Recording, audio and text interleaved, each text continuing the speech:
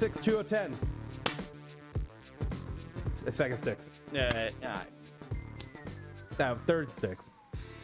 All right. I'm just fucking with future you. Okay. Yeah, future me's editing this, so I'm just going to put a censor bar over your face the entire time. Pretty easy for me to do. Hello, everybody. Welcome back to this episode of 2FAST2MOVIE. I'm your host, Abraham, and with me is my co-host, Ben, here to talk about Season 2, Episodes 6, 7, 8, 9, and 10 of Attack on Titan, titled Warrior, Close Combat, The Hunters, Opening, and Children. A lot of episodes to cover in this one. A lot. And I will say, the only reason why Abraham will ever cover my face is because it's too fucking powerful for the internet. All right. We don't need to... No commenting on faces anymore. That's it. No more. No more. That's the line. But what about... I feel like we're going to have to comment on some very... some other faces today. I don't know. I'm reaching for a bit. Let's get into the next thing. Yeah. Well, before we begin, go ahead and leave us a like, comment, and subscribe. Let us know what you thought of these episodes, because we're going to be talking about not just any episode of Attack on Titan. It's basically everything up until Ymir gets or Historia gets captured at the end of this. Yeah, I mean, this entire fucking ride is just like, we were looking at this and we were like, should we split this into two? And then we look at what actually happens, and it's really not a lot when you actually, from a rewatch perspective, it's nothing. Yeah, because I say this in the recap, but you learn absolutely everything and nothing. Yeah. It's wild. Again, like, season 2 is a very dear spot. My favorite episode we're only like one episode ago. Mm-hmm. And this is just like, season 2 is something special. I'm just going to leave it at that. Because it's what, 12, 13 episodes, I think? Maybe 12. Yeah, it's 12 episodes. It's brilliantly paced. And like these last couple pieces, like, really not only just like, is it a nice cherry on top of the story that's being told this season, but it actually makes the world feel so much more unknown. Yep. Which is phenomenal. Well, without further ado, let's go ahead and jump into the recap of these episodes. So, Reiner, Berthold, and Eren share secrets over coffee, and they casually drop that they are the ones responsible for his mother's death and the destruction of the walls. You know, casual. Yeah. And then a fight breaks out. Eren is able to actually control his Titan form, but he's eventually captured after Berthold does like a barrel roll over the side of the wall. And so they all escape, leaving the scouts to recuperate and ride off to retake Eren before it's too late. Yep. Well, you can comment on it in a minute. I'm just blazing through this because a lot. It's a fight. You know, I don't need to describe it too much. Meanwhile, we learn absolutely everything and nothing about the identities of Reiner, Berthold, and Ymir. Reiner, we find out, has a split personality disorder and is caught slipping between his warrior and soldier persona, which at the time, we don't even know what that means. We also learn that about Ymir and how she was indoctrinated into being a religious cult leader, only to end up being turned into a Titan by the Marleyan government 60 years ago. But before we get any real answers, the scouts catch up to them all, and Historia is taken by Ymir. That was a very quick summary. Yes, it was. It really does not do this block of episodes justice, and I'm going to be obsessed with saying that maneuver was just a barrel roll now. He literally just goes like, he just falls over. I mean, it was... this whole setup was, again, phenomenal to watch. It was very masterfully done at the time, and then from a rewatch perspective, don't do a spit take on my stupid joke. No, I would never dream of it. Okay, I was about to be like, really? Is that what you did you in? Yeah. On a rewatch of it, it's very it's super. You know it's coming, you're waiting for it, and like if you're watching this and like you know what's coming, it's just kind of like, yes, here we go, finally. Mm-hmm. But again, as our returning audience knows, I watch this with my partner and I get to see their reaction. Which, by the way, how was that? It was a it was literally what I thought it was. I was just like, that's an issue in the translation, right? Oh, like yeah, that's because they do it too casually, and it's that moment of like, no, he didn't say that. That doesn't make any sense. Like, she literally said nothing until like it actually happened. She's like, wait a minute. Yeah. Wait a minute. And I'm like, yeah, that's not a mistranslation. Because you go because he's like 5 years ago we did this, like we destroyed the walls and our mission was to destroy humanity, and then you were like, and then it cuts to Hanji and Moblet, and then you're just like so disoriented by that you're like, wait, what the fuck did I just read? And then it just drops. I am the armor titan. He's the colossal titan. And then you're like, wait, no, that's not right. Yeah, it's just, like, what's happening right now? This is completely out of left field. Yeah. And then you're just kind of stuck accepting it and, like, watching in horror, because at this point, as those previous episodes set up, again, what I consider to be some of the best episodes in the entire series, you're building Reiner's character really well. Berthold is getting characterization. He's still a slimy piece of shit. And an underwritten slimy piece of shit. And an underwritten, but he's still... Which we'll talk about next episode. We'll get there. We'll get there. But you're spending time with these guys, and then just to have that be the moment that just completely ripping everything away. Like, the first time you watch this episode, you're shell-shocked the entire time. Which, again, I think is an absolute testament to when the writing is good on the show, it's fucking good. Yeah, it really is. Speaking of these characters, and we're gonna talk about Berthold later on, because he's given a lot more moments in episode 11, which we're going to talk about next episode. Let's talk about Reiner and his PTSD and also split personality. Buddy. Yeah, because, oh boy, that scene in the forest where he was... Well, because one of the episodes starts off with the flashback of Marco's death. Yeah, so it's not a full flashback. It's only pieces. Partially. Yeah, we get the full thing in season 3. But the only thing that we get is Reiner basically like shouting at him. Then it cuts to him being eaten, and then him saying like, "Oh my god, why is he being eaten?" Well, it's not even that. There is a moment while they're all in the forest when Reiner's mentioning like, "Hey, when all this is done, you think we'll get promoted as soldiers?" Like, he's genuine, like, not as warriors, as soldiers. He's talking to fucking Eren about it. Yeah. Like, he's trying to talk to Eren, and he's trying to talk to Berthold as if everything is normal. As if everything's normal, and this is just part of the operation. And once this is done, they get to go back inside the walls, and they might get promoted to a cushier spot within within the Scouts. And when we were watching season 4, you mentioned the split personality thing to me, and I at first was like, no, I don't think that's there. I only brought that up because I had just watched seasons 1 through 3 at the time. Yeah. And redid the manga just so I could get in the headspace for season 4. And watching that like whole flashback thing, I was like, oh no, like I saw all the dots connect way earlier on. So, I mean, I'm glad you've come around on that, because it's like, it's a shame. Like, it's blatantly there in hindsight. The thing is that early on in your first watch, you just do not know enough about him and the actual circumstances to fully understand what's happening. Yeah. It's only really when we get to civilian life of Reiner in season 4 that we can see, oh, this was an escape. Yeah, this, like, not only... I would say escape is wrong. I would say this is the way that he had to rationalize the horrible things he was doing. He had to invent 2 people, sort of, in order to be able to deal with this. Well, yeah. I'm more so saying that he did, because, like, we're going to talk about it later, but, like, Berthold says it, too, that they did consider them friends. Yeah. Like, they actually did care about them. Like, so this rationalization is coming from the fact that he genuinely cares about these people.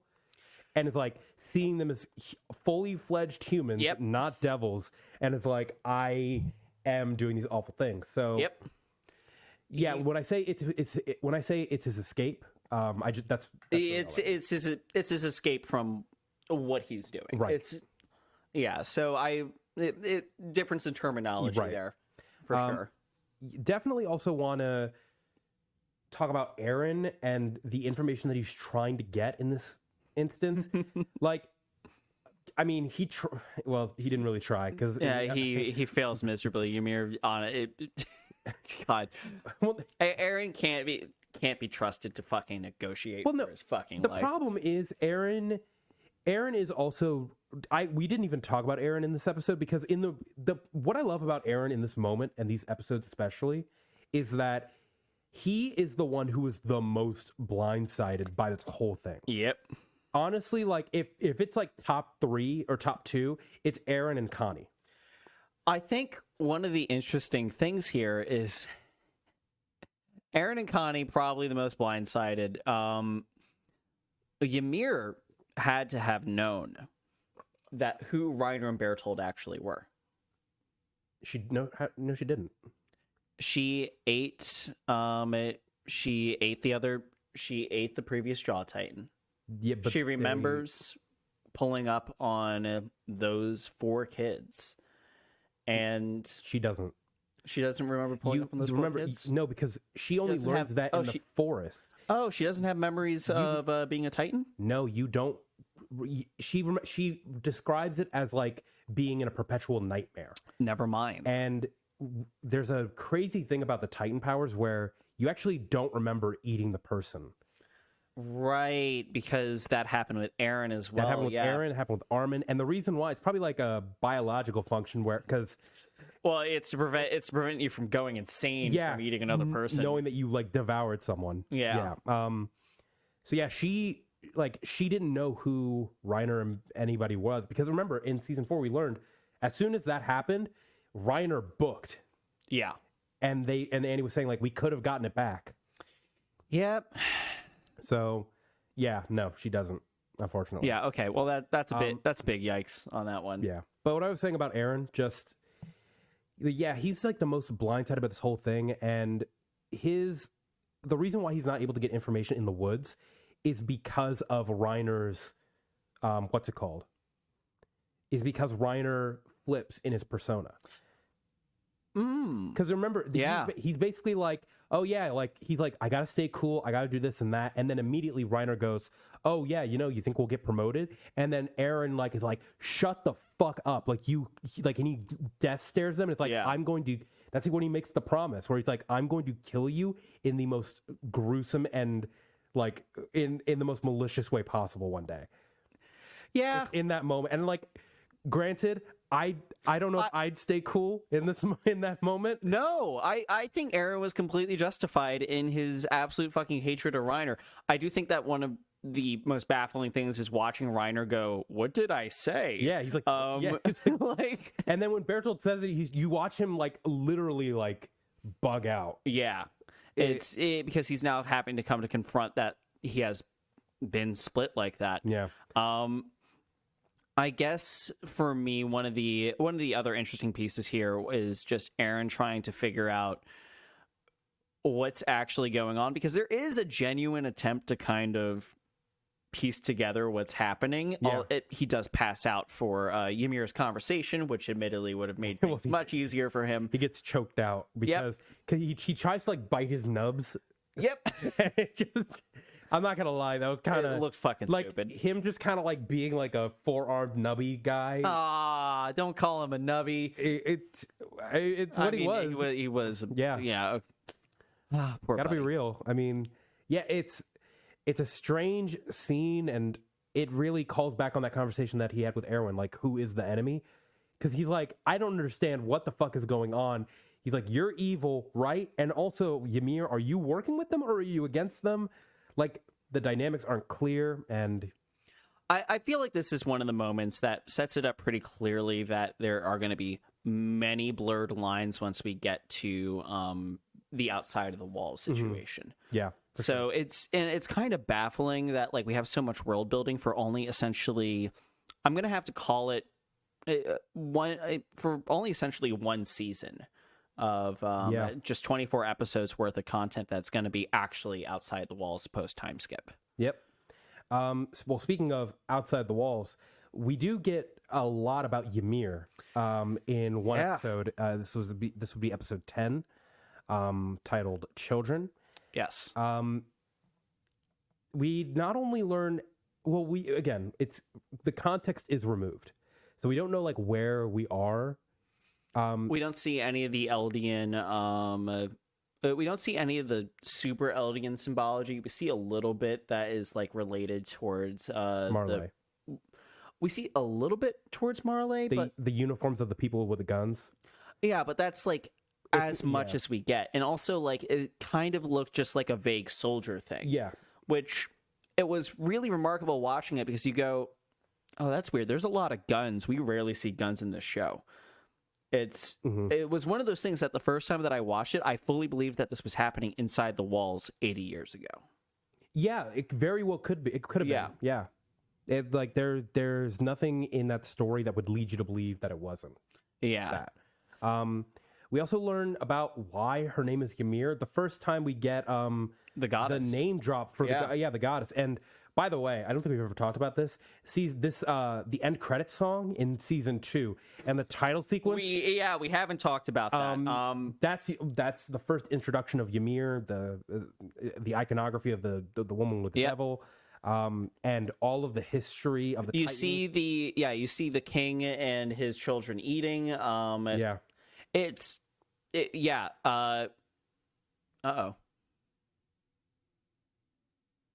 What? Okay, everything just froze up on the camera real quick. I'm gonna backtrack that. It's the first time. OBS. Okay. It likes to be weird sometimes.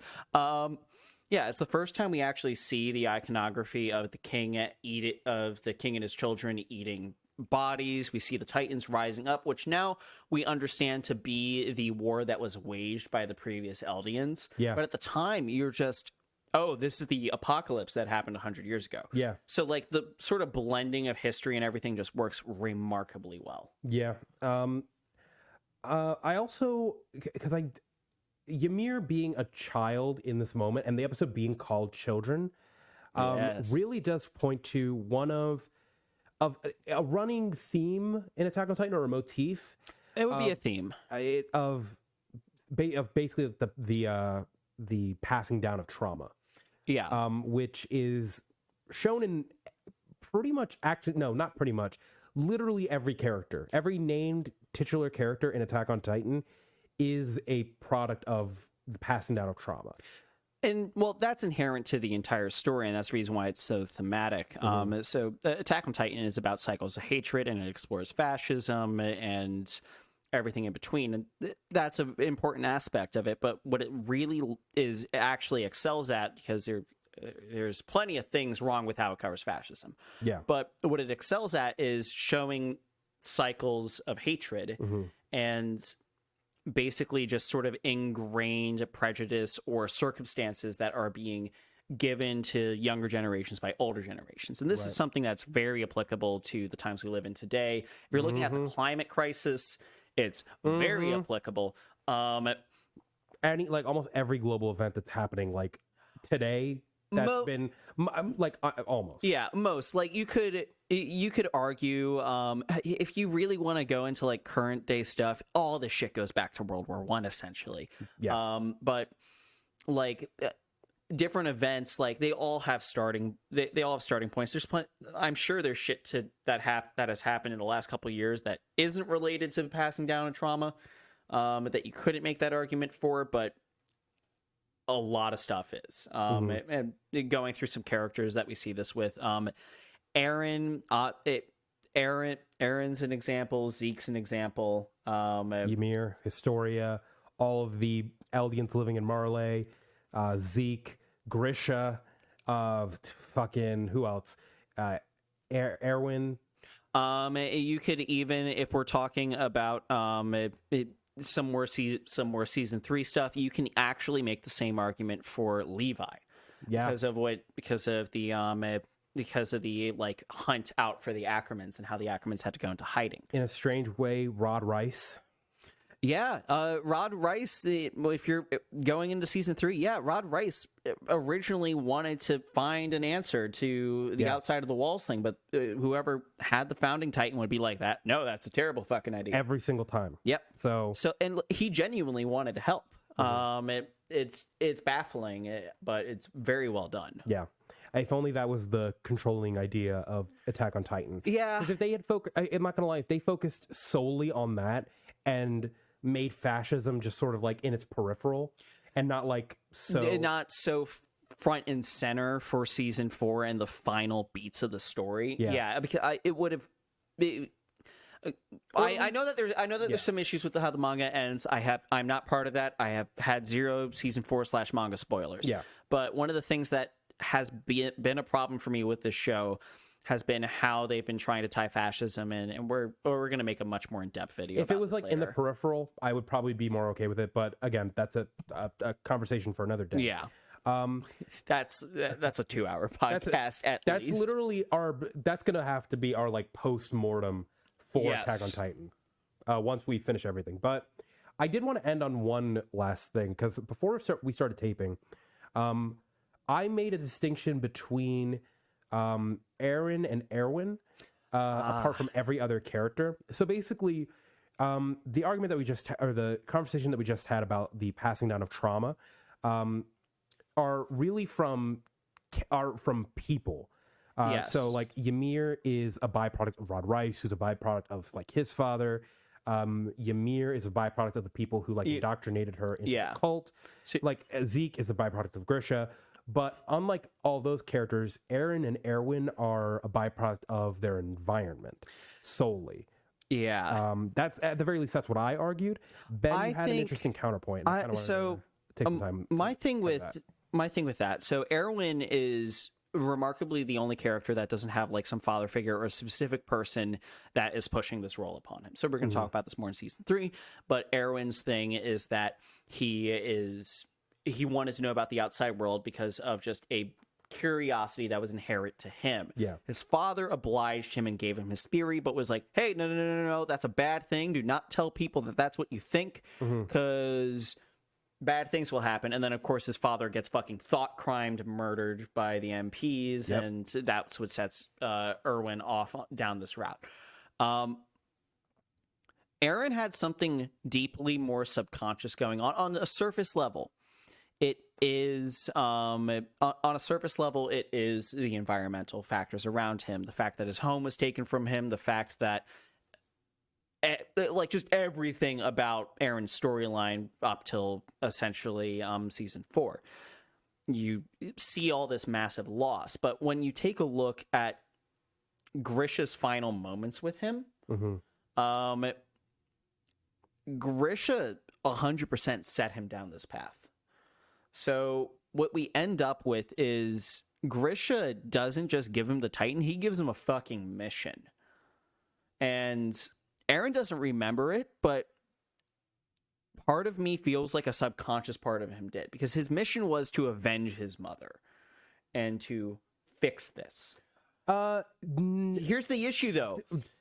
Here's the thing. Well, no, here's the reason why that's so profound for me. And when I was rewatching this, I had to go, oh fuck, I have to change how I feel about Grisha now, because you and I a while ago had a debate about if Grisha indoctrinated Eren. And I think the answer is, I still don't think the answer is yes on the same level that he did with Zeke, but he still did exactly what he would have done with Zeke, which is he gave Eren all of his baggage and then put him into this. He didn't actually raise Eren or tell him anything about it in an appropriate time manner.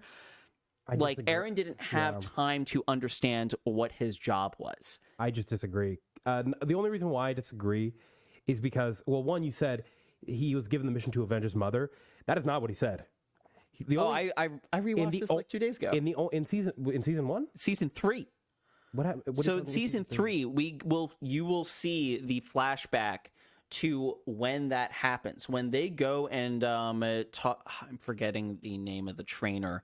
The guy that trained. So in the episode Bystanders, Keith Shaddis. When Keith Shaddis gives that recounting, we actually get a point of view. We actually get an Eren point of view. Yeah. You're right. Where he's like, he is special. Like he's basically like thrusting it upon. He's Eren. Thrusting it upon Eren is special. Yeah, and that's the whole thing. Is that he sees his son as being this special person, even though the show makes a very standard point to say, no, there's nothing special about him. It was just he was put in the circumstance. Yeah.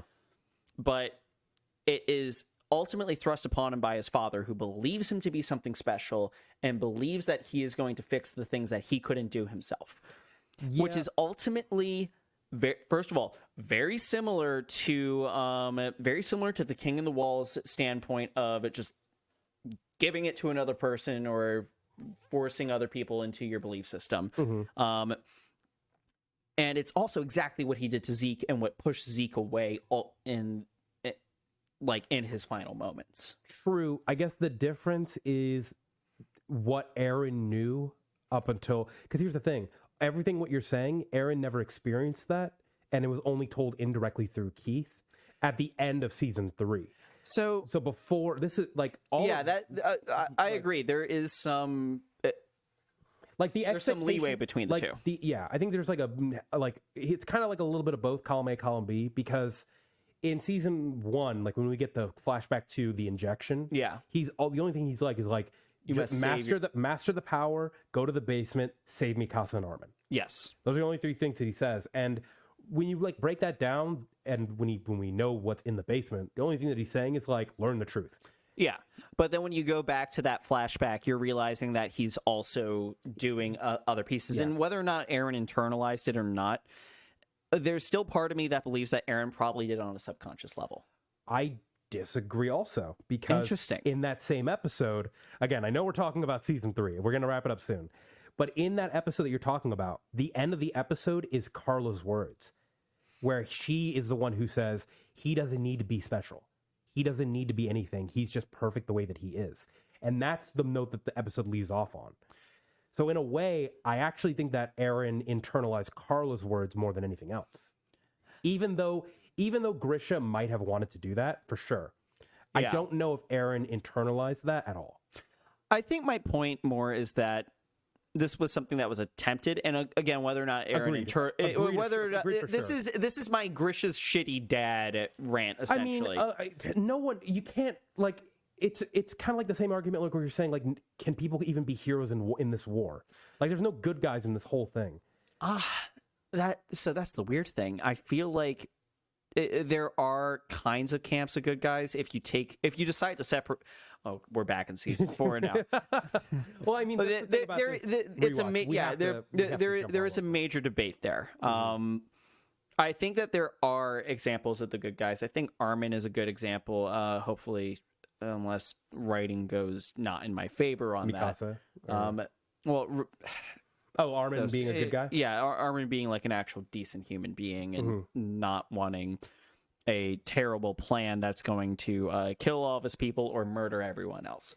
Yeah, which we'll talk about later on. Yeah, that's next season. That's in January. January, guys. All right. Well, we've kind of talked our heads off about all of this fucking banana boat shit. I'm glad that we finally got to the checkpoint. We're halfway through now. Pretty much, because we finished one season, 24 episodes season 1, 12 about approximately 12 of season 2. Yep. And then we're going to have another 24 season 3, and we already did the 12 of season 4. Which we're not going to be covering season 4, by the way.